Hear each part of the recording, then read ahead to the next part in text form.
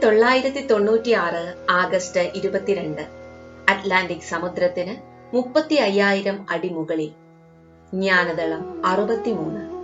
ലജ്ജയും നാണക്കേടും. ലജ്ജയ്ക്ക് എളിമയുമായി ബന്ധമുണ്ട്, എന്നാൽ നാണക്കേട് അഹംഭാവത്തിന്റെ കൂടെയുള്ളതാണ്. ലജ്ജയുള്ളപ്പോഴും നാണക്കേട് തോന്നുമ്പോഴും ശരീരഭാഷ ഒരുപോലെയാണ്, പക്ഷേ ഒന്ന് നിങ്ങളുടെ പ്രകടനത്തിന്റെ സൗന്ദര്യം വർദ്ധിപ്പിക്കുന്നു, മറ്റേതാകട്ടെ കുറ്റബോധമാണ് ഉണ്ടാക്കുക. അത് നിങ്ങളുടെ ആരോഗ്യത്തെ ബാധിക്കുകയും ചെയ്യും. നോക്കൂ, കുട്ടികൾക്ക് ലജ്ജ എന്ന സമ്പത്ത് അനുഗ്രഹമായി ലഭിച്ചിട്ടുണ്ട്. അത് അവർക്ക് സ്വാഭാവികമാണ്. നാണക്കേട് സമൂഹമാണ് അടിച്ചേൽപ്പിക്കുന്നത്. അത് മറ്റൊന്നിൽ നിന്നാണ് ലഭിക്കുന്നത്. ധൈര്യമില്ലായ്മയെ നമ്മൾ എളിമയായി തെറ്റിദ്ധരിക്കരുത്. സ്വന്തം കഴിവുകൾ പ്രകടിപ്പിക്കേണ്ടിടത്ത് നിങ്ങൾ ലജ്ജയെ മറികടക്കണം.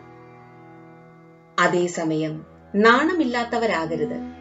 തെറ്റുകൾ ചെയ്തതിൽ നാണക്കേടുണ്ടെങ്കിൽ അത് നല്ലതാണ്. കുനിയാത്ത ശിരസിന് എപ്പോഴെങ്കിലും കുനിയേണ്ടി വരും. ഒന്നുകിൽ സമർപ്പിക്കുമ്പോൾ, അതല്ലെങ്കിൽ നാണക്കേടുണ്ടാവുമ്പോൾ. നിങ്ങളുടെ ലജ്ജ നിലനിർത്തി നാണക്കേട് സമർപ്പിക്കുക.